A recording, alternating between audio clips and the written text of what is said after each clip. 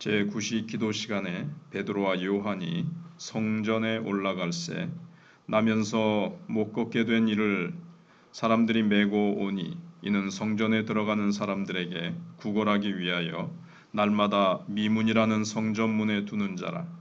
그가 베드로와 요한이 성전에 들어가려 함을 보고 구걸하거늘 베드로가 요한과 더불어 주목하여 이르되 우리를 보라 하니 그가 그들에게서 무엇을 얻을까 하여 바라보거늘 베드로가 이르되 은과 금은 내게 없거니와 내게 있는 이것을 내게 주노니 나사렛 예수 그리스도의 이름으로 일어나 걸으라 하고 오른손을 잡아 일으키니 발과 발목이 곧 힘을 얻고 뛰어서서 걸으며 그들과 함께 성전으로 들어가면서 걷기도 하고 뛰기도 하며 하나님을 찬송하니 모든 백성이 그 걷는 것과 하나님을 찬송함을 보고 그가 본래 성전 미문에 앉아 구걸하던 사람인 줄 알고 그에게 일어난 일로 인하여 심히 놀랍게 여기며 놀랐니라. 아멘. 성령님의 충만함으로 능력을 입은 베드로와 요한은 예수 그리스도의 이름으로 병자를 고쳐주는 내용입니다. 먼저 이 사람은 1절로 3절에 성전 앞에서 구걸하고 있었습니다. 사실 성전 앞만큼 구걸하기 좋은 곳도 없습니다. 경건한 마음으로 기도드리고 예배드리러 오는 사람들이 참 사랑을 선행을 실천하고 드러내기에 딱 좋은 곳이거든요. 여기 다리가 불편한 이제 한 사람이 나면서부터 걷지를 못했습니다. 나면서부터 불구 장애인이죠. 근데 성전 앞에서 사람들의 이 경건한 마음에 기대어서 다른 장소가 아니고 기도하러 오는 곳이면 사람들의 마음이 그래도 나를 불쌍히 측은히 여기고 여기가 가장 좋겠다. 목을 잘 잡았습니다. 사람들은 소위 이렇게 선을 자꾸 쌓고 싶어 하거든요. 그렇지만 이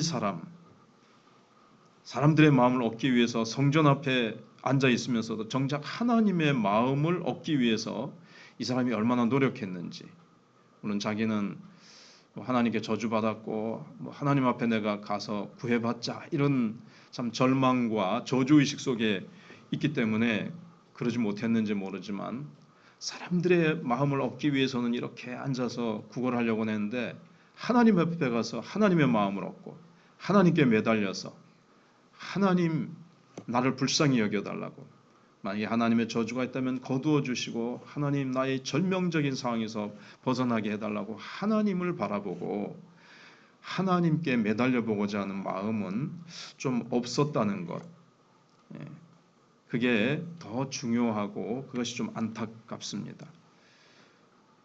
근데 교회를 드나들면서도 정말 하나님께 매달리지는 않고 그냥 예배 와서 그냥 형식적으로 예배만 드리고 가는데 하나님의 마음을 얻기 위해서 하나님께 간절히 구하고 하나님의 긍휼과 하나님의 기적적인 역사를 바라보지 못하는 또 예배자들은 또 얼마나 많은가를 우리가 또 생각해 봅니다.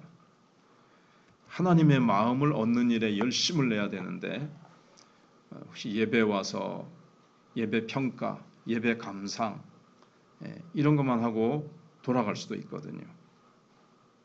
성전 미문에 앉아 있었던 사람.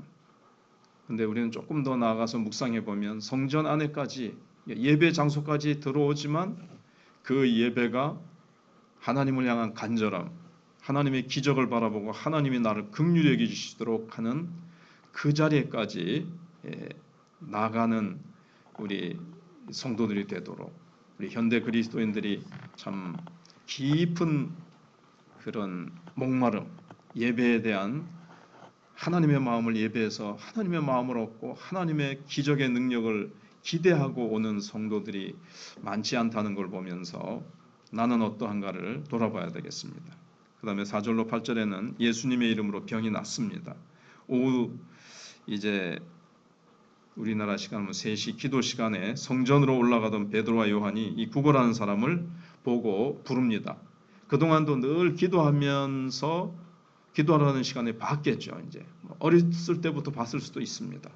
그래서 이 사람을 이제 딱 부릅니다. 이 사람은 야, 이 사람이 뭔가 적선을 한 모양이다 하고 베드로와 요한을 기대에 찬 눈으로 얼마를 줄까?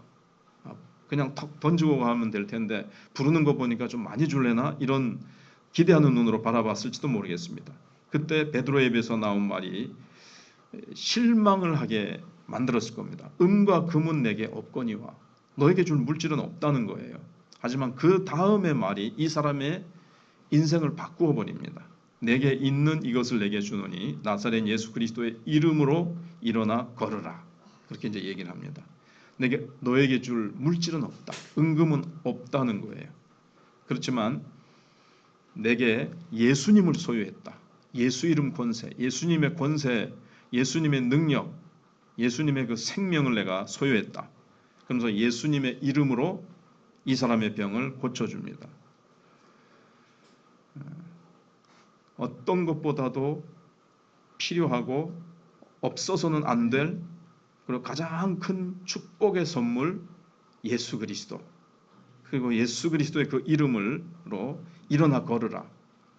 아예 근본적으로 이 사람의 문제를 해결해 버립니다. 돈 몇 푼 줘봤자 그 집에 가서 빵 사 먹고 또 좀 쓰고 나면 또 없어집니다. 이 사람은 계속 구걸해야 됩니다. 그런데 이 사람의 본질적인 그런 구걸하게 되는 이유는 걸을 수가 없기 때문입니다. 그런데 예수님의 이름, 예수님은 이 사람의 근본적인 문제를 베드로를 통해서 주님께서 치료해 주십니다. 베드로와 요한의 마음에 감동을 주셨겠죠. 다른 날은 이렇게 지나가는데 이 날은 딱 하나님께서 베드로에게 예수 그리스도 이름으로 이 사람을 일으키면 낫는다라는 믿음이 불같이 임했을 겁니다.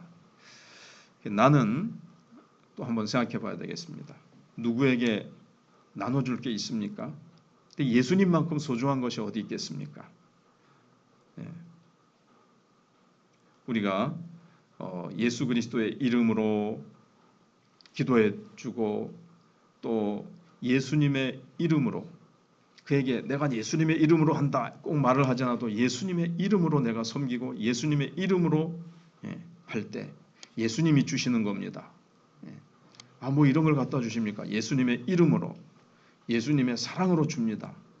예수님의 그렇게 이름으로 무엇보다도 그렇게 할 때 예수님의 사랑으로 주는구나. 예수님이 누굴까? 이렇게 될 수도 있고 직접적으로 우리가 또 아픈 자들을 향해서는 예수 이름으로 제가 기도해드리고 싶습니다. 그래서 성경에 예수님의 이름으로 기도하면 주님이 일하신다. 주님이 치료해 주신다는 말씀이 있어서 제가 그 말씀을 근거로 내가 믿음으로 기도해드리겠습니다. 기도해드린다 그러면 불신자라도 웬만하면 다 좋아하고 받아들입니다. 아무튼 우리는 복음 전해서 그 사람에게 예수님을 주는 것, 그 사람의 가장 깊은 근원적인 뿌리를 해결해 주는 예수님의 이름, 이 예수님을 우리가 그에게 주는 그런 베드로와 요한과 같이 그럴 때 그 사람의 영혼의 깊은 갈증이 해결될 것이고 그 사람이 가난의 문제든 질병의 문제든 어떤 근원적인 문제가 있을 겁니다. 그것은 의료로, 돈으로, 이 세상의 지식과 그 어떤 것으로도 해결되지 않지만 예수님은 그 사람 속에 들어가서 근본적으로 그 사람의 아픔과 문제를 해결해 주시기 때문에 우리가 은과 금이 없다고 나는 할 게 없다. 나는 배운 게 없기 때문에 할 일이 없다가 아니라 바로 내게 있는 것, 내 안에 계신 예수 그리스도, 그 예수 그리스도를 줄 수 있고 예수 그리스도를 그에게 줄 때 예수님이 일하셔서 그 사람을 일으켜 주시고 그 사람을 만져 주실 것입니다. 그 다음에 9절 10절에는 사람들이 놀라는 장면이 나옵니다. 예수님의 이름으로 병이 나았다는 소식이 2000년 전이나 오늘이나 변함없이 놀라운 소식이면 틀림이 없습니다. 지금도 그러한 역사는 동일하게 일어납니다. 왜냐하면 예수 그리스도는 어제나 오늘의 영원토록 동일하시다 그랬거든요. 2000년 전에 일하셨던 예수님은 좀 약해지셨습니까? 좀 늙으시거나 힘이 그동안 예수님이 많은 사람을 고치시느라고 예수님의 그 힘, 에너지가 많이 고갈됐습니까? 변함없다 그러셨거든요. 분명히 성전 미문에 앉아 구걸하던 사람이었습니다. 날 때부터 걷지 못했다는 걸 누구나 다 예루살렘에 있는 사람들은, 성전에 드나드는 사람, 다 유대인들은 드나들잖아요. 1년에 3번씩 다 갔다 오니까 최소한. 그런데 날 때부터 걷지 못하는 걸 다 압니다. 근데 어느 날 갑자기 그 사람이 걷고 있는 걸 보았습니다. 특별히 일어나서, 예수님으로 일어나서 성전으로 뛰어들어가면서 하나님을 찬양하는 것을 보고는 아마 엄청나게 놀랐을 겁니다. 그래서 오늘 본문에 놀라고 놀랐다. 야, 이상하다. 어떻게 된 거지? 어떻게 저런 일이 일어날 수 있지? 사람으로는 도저히 할 수 없는 일인데, 사람으로는 이룰 수 없는 일인데 어떻게 그렇게 됐지? 그러나 예수 이름, 예수님은 가능하다는 것을, 예수님 지상사역 하실 때 얼마나 많은 병을 고쳐주셨습니까? 그런데 베드로를 통해서 다시 그 일이, 그 역사가 나타나고 있습니다. 그래서 누구든지 언제든지 예수님이 만지시면 이렇게 놀랍게 변화됩니다.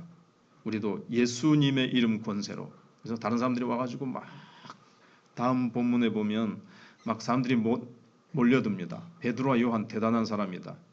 우리의 경건의 능력으로, 우리의 권능으로 왜 고친 줄 우리를 주목하느냐?